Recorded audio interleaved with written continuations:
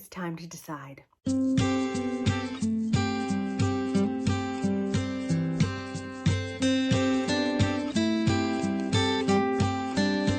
Hi everyone, it is April from Getting Cuckoo With It. Today we're doing my October TBR. I am very excited.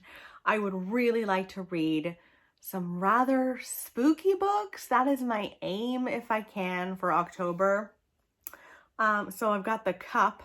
Before we get into the cup, we've got to talk about two books in particular.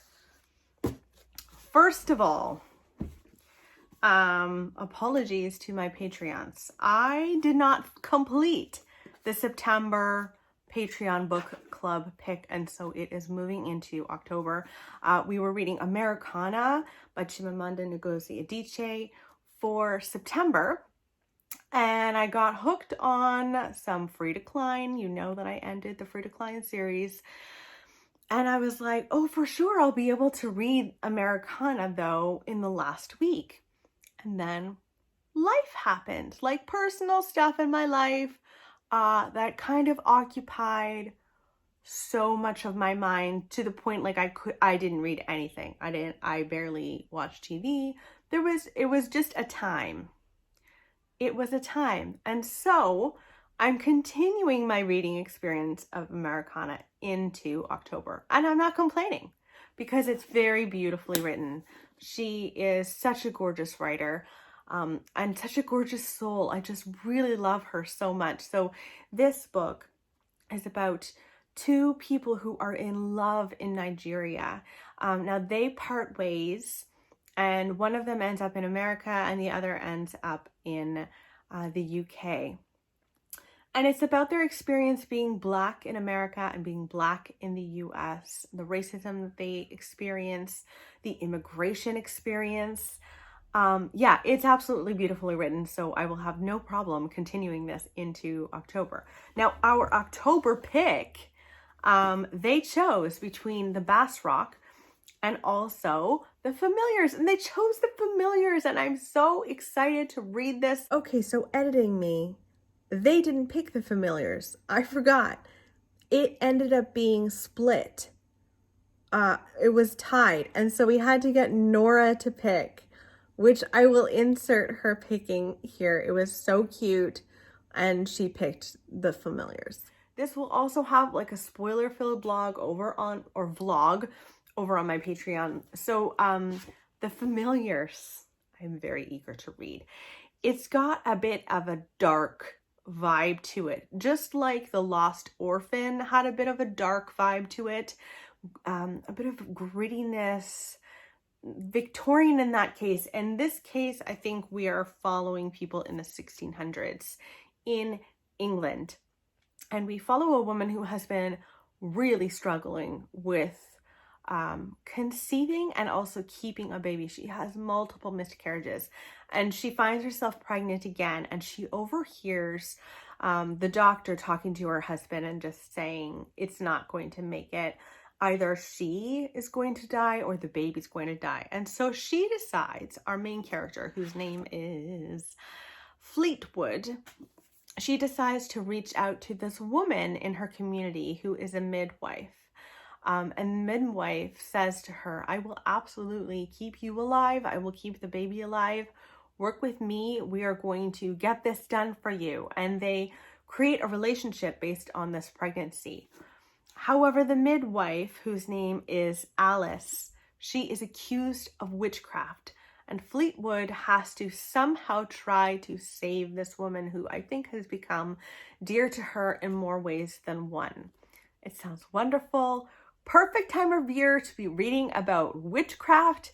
Yes, I'm very excited to read that. So now we're actually moving on to the cup.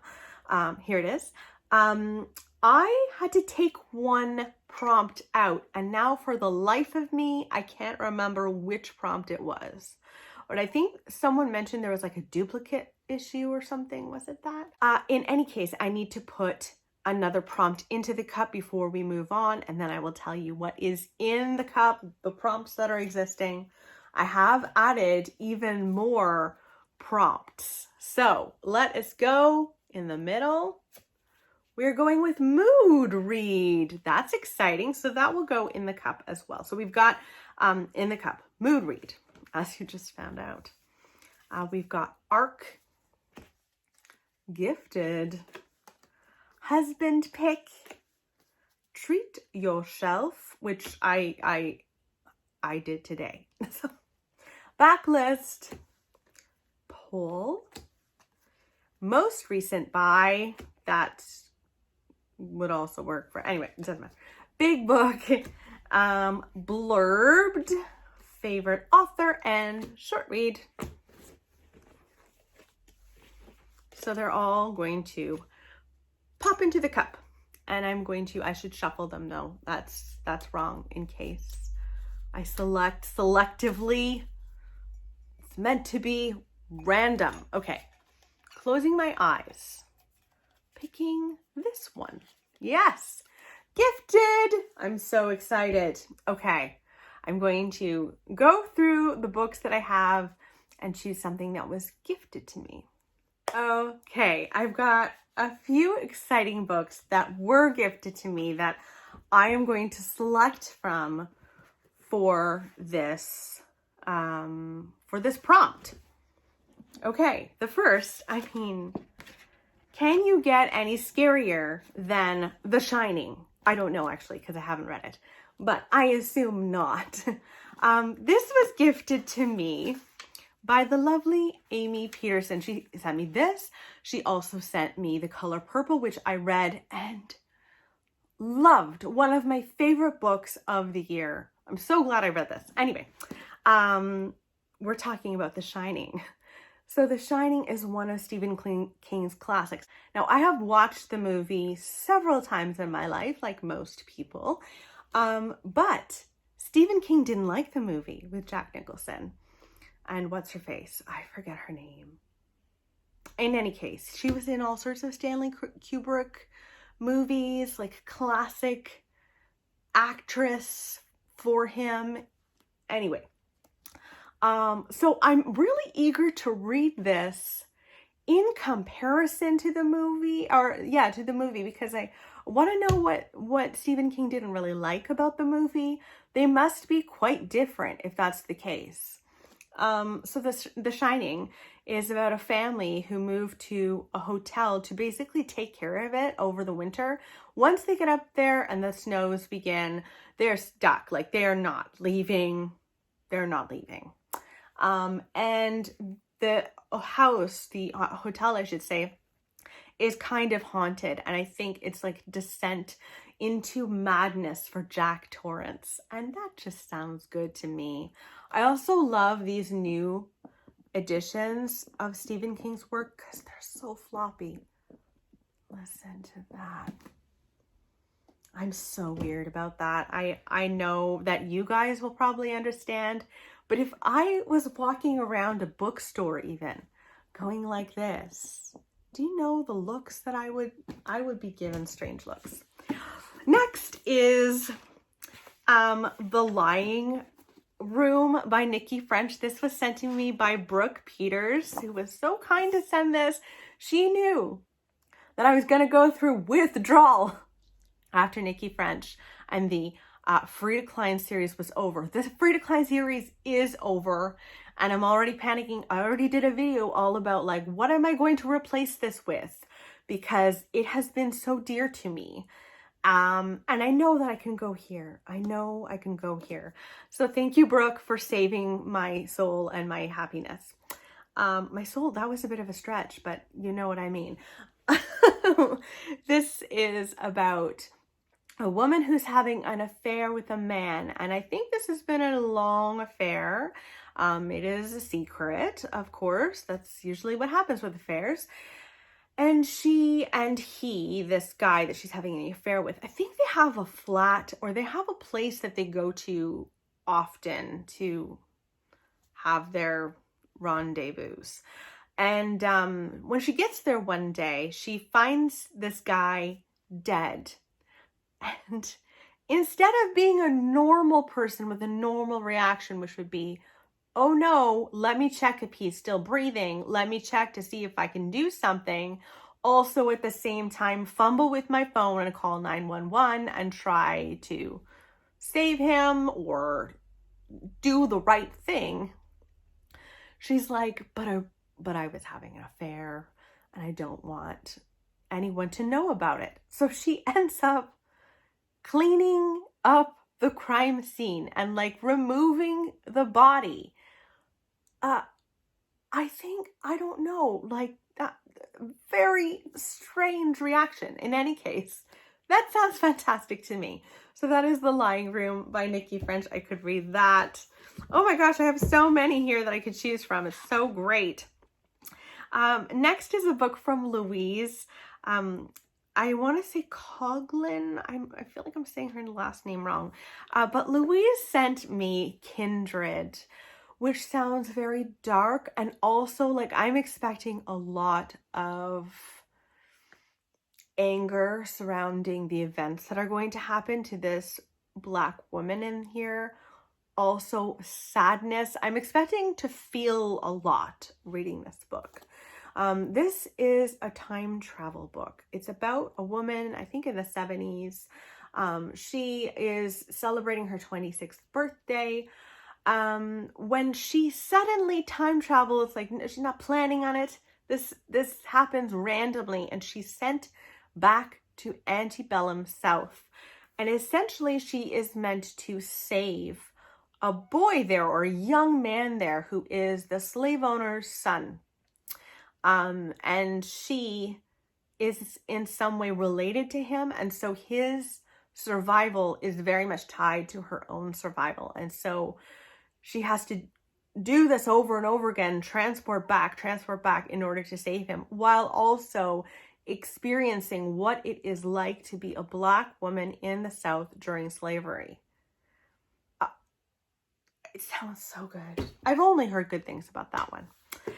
Next is a book that my friend Stacy gave to me. Stacy and I love Stacy. We go to Chapters together. Like, I don't think I've seen her outside of a Chapters context for a long time. In case you're wondering, Chapters, also known as Indigo, is Canada's like main bookstore. It's like Waterstones in the UK, or I can't think of the US one. Anyway, Barnes and Nobles in the US. Okay, I don't need to go on about Chapters, but we get together, and the last time we got together, we ended up buying a bunch of books separately, but then we also like shared books. I had a bunch of books that I thought would be good for her, and then she had 2 books that she thought would be good for me that I had actually kind of requested. She was getting rid of them, and I was like, so she gave me the Jane Austen Society, and it sounds so cozy. This book is about a group of people, I think, just after the Second World War, and they together decide to create a little society to talk about the Jane Austen books. And I don't know anything about it more than that, but I've heard very good things about this, and it just seems really cozy. Amid all of the like scary books I want to read, you know, sometimes you gotta have a little happiness. So there's the Jane Austen Society. And last but not least is a book that has been on my TBR for how many times, I don't even know. But Sandy sent it to me, and this is What Lies Between Us. I've talked about it so much, but it's meant to be amazing. So this one is about 2 women who live together. One of them is shackling the other to her bed, though, and keeping her as a kind of prisoner because of something that woman had done that's unforgivable, that I'm assuming that woman must be dangerous in some ways. I've really heard great things about this. Like, many people who have read this have said this is the favorite thriller that they read this year. Okay, I talked a lot. Those are the books for one prompt. Oh, God. I've got to put another prompt into the cup. So let's see. I'm going to put series in the cup. How many times has series been in this cup, though? I don't know. Okay, so it's time to choose. Oh, most recent buy. I'm very excited. I've got 2 books for most recent buy And let me tell you, I got them both today. One of them came from Amazon. A little Amazon package arrived. The other one I went out to Chapters again and picked up, and I want to read both of them, like, badly. So the first one is another Stephen King, and it is, you guys are going to be so excited. It is Dolores Claiborne by Stephen King. I'm like giddy. I'm so excited. So the reason that I got this has always been on my radar. There's a movie out with Kathy Bates. It was wonderful. It's always been on my radar. I've never watched the movie, and I'm very glad for that. But I put it on my Amazon wish list, and you have no idea how many of you got excited about this one in particular. You guys really wanted me to read this. You went on and on about, well, this is much more of a thriller than a horror book for him. And I'm excited. So this follows a woman named Dolores Claiborne, who has worked for years for Vera Donovan. She is an incredibly wealthy woman. She is also an incredibly nasty woman. And this nasty woman, I believe, dies very suddenly in her home. Everyone thinks the person that did it is Dolores. And so she tells you and I what really happened over the years working with Vera, what happened at her death, if she did it. I don't know, but it sounds amazing. I am down for that. And the other book that I got today, which I've not heard anyone talk about on BookTube yet, at least, is The Nesting by C.J. Cook. Now, this has come out today. Today is September 29th, and it was released today. This sounds so similar, actually, to The Turn of the Key, but it's meant to be really good. This is set in Norway, and we follow a governess, essentially, a nanny who goes to stay with a family. We have an architect father, very similar to The Turn of the Key, and then he has two daughters, and she's meant to go and take care of the daughters, and she's very excited. But the house has a lot of secrets. This family has a lot of secrets, and it's meant to be more. It's meant to be quite gothic. There's also meant to be these underlying fairy tales throughout it, like Norwegian fairy tales. I heard about this from Abby over at Crime by the Book, who, if you're not following her blog or her Instagram, you really should, because she's amazing. She's so wonderful, and she reads thrillers, detective series, not a lot of horror, but like things that can veer on the horror side of things. And she has really loved this. I think she's reading it now. She interviewed the author and just was so excited about it. And I got excited about it just listening to her talk about it. It's also beautiful. So I'll read one of those, or both of them. Okay, it's time to put another prompt into the cup. Here, let's go back here. What's that? Oh, branches on the cover. See, this is a new one. I'm excited. Branches on the cover. Let's look. I made that harder for myself than I needed to. I was picking up books, I'm like, that's more of a tree vibe than a full out branch vibe. Why am I making this difficult on myself? I don't know. But I've got four books here to chat with you about. The first is We Have Always Lived in the Castle by Shirley Jackson. This is a branch, right? This is a branchy? I think so. I'm going with it.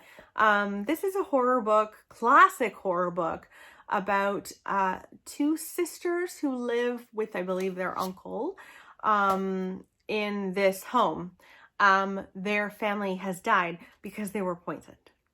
And everyone thinks that one of the sisters did it. The people that live in the village close by to them are completely terrified of them. So they're very much outcast sisters. And in this book, you find out how their lives are, and also like who poisoned who. Let's get into it. That sounds great. Next is very branchy, incredibly branchy, his and hers. Like, can you get more branchy than this? Probably not.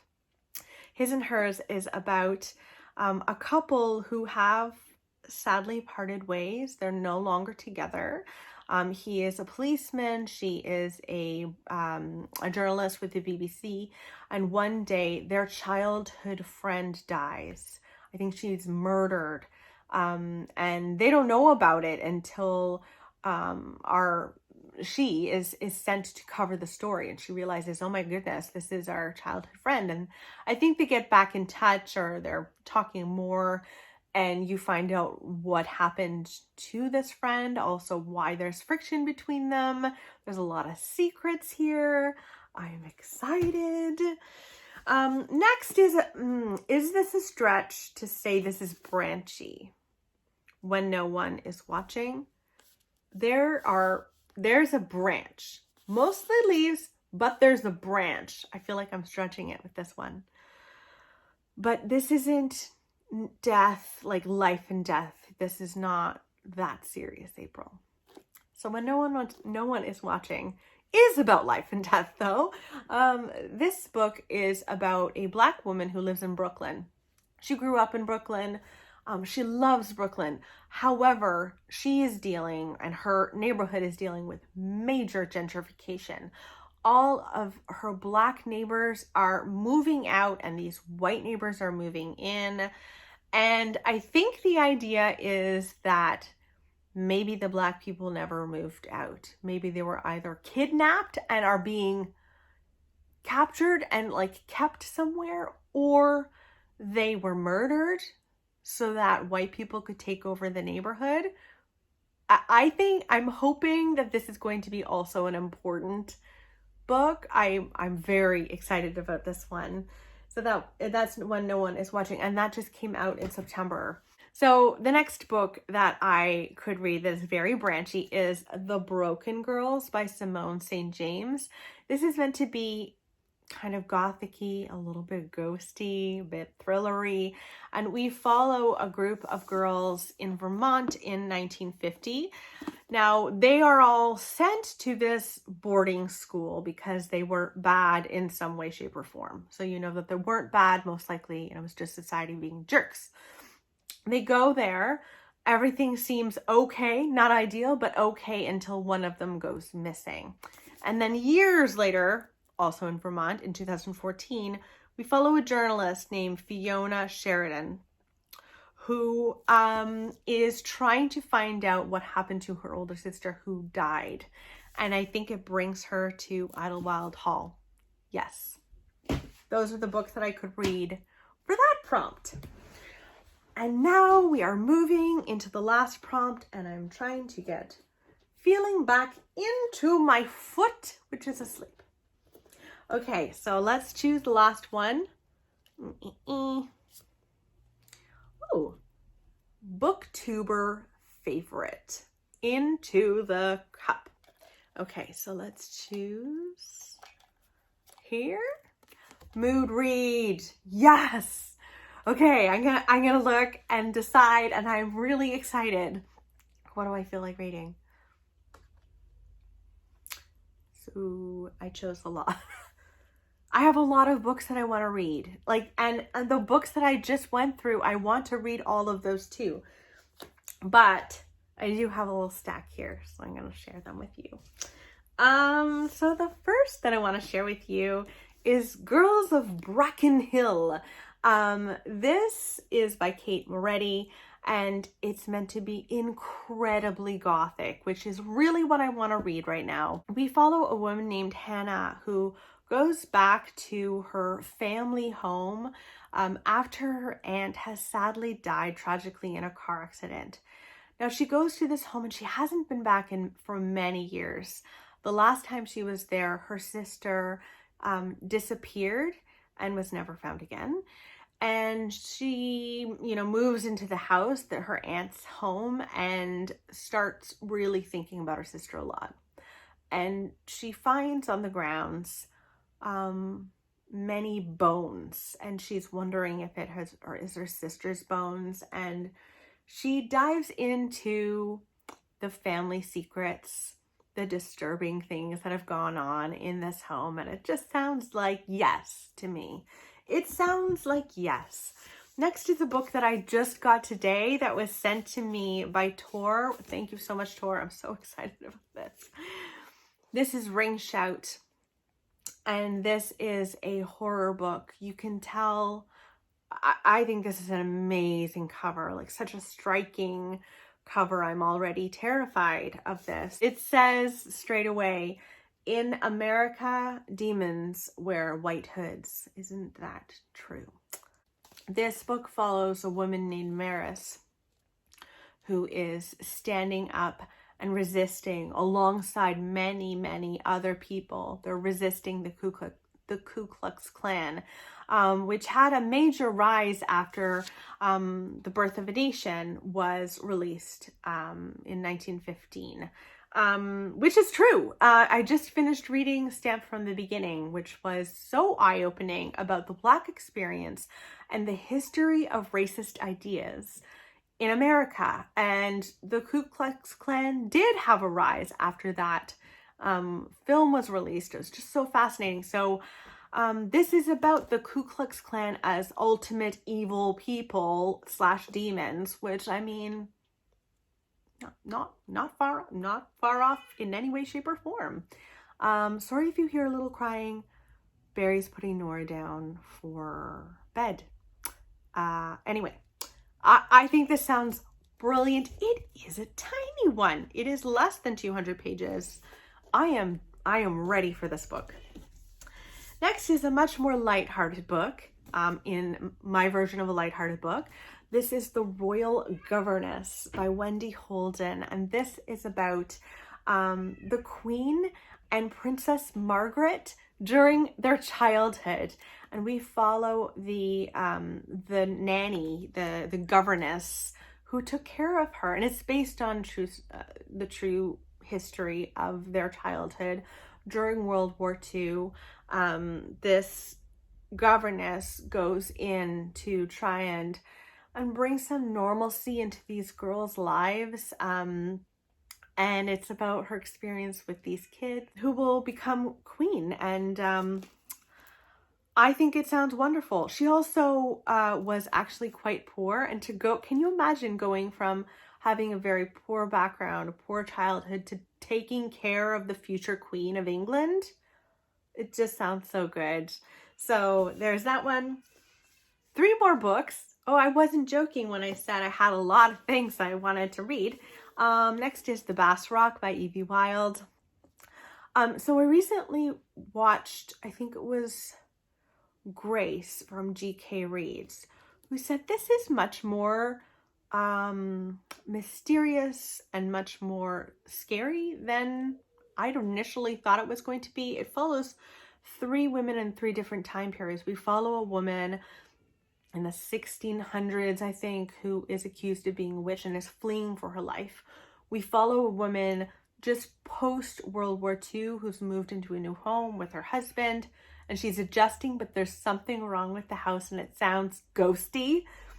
And then we follow a woman in present day who is going through and kind of cataloging Ruth's things, who lived in the home in World War II.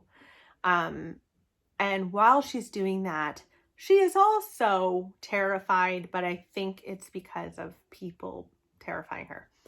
It sounds wonderful. Everyone who's read this seems to have loved it. And then here's a book that I picked it up at a Value Village. It's a graphic novel, and I immediately knew I wanted to read it at Halloween, and here we are. It's Halloween-y time. This is Thornhill, and this is about a little girl who she is exploring her neighborhood, and she sees an abandoned home, or what she thinks is abandoned. There is a girl in the window often, and it's meant to be abandoned. Why is this girl here? She's most likely a ghost, and I want to know all about her. And it's really quite beautiful too. Oh, I opened the, of course I opened, why do I keep opening to like weirdness or there's nothing? That's cool. There you go. So I'd like to read that too, for sure. Okay, and then last but not least is if I feel like something detective-y, I want to have an option because I'm starting to get into that, as you know, and I'm very proud of myself for diving into the genre. Being a brave girl, diving into the genre and finding some success. This is The Silence of the White City. And this is about a madman who's, you know, just terrorizing this village named Victoria. And people in this village are being found in these super creepy poses. They're dead and they're posed super weirdly. And we follow an inspector, I think, who is trying to figure out what in the world is going on, try and find the killer, put a stop to the killings, and is finding that these murders are a lot like murders that happened in the same place 20 years ago. Yes, those are all of the books. I'm done. I'm going to go and watch the debate now and Love Island. I'm nervous, but excited. I'm excited. I hope that it goes well for democracy. And okay, I'm going to stop. I'm going to go. I'm going to have a glass of wine because I think I'm going to need it tonight. I'll talk to you later. Bye, guys.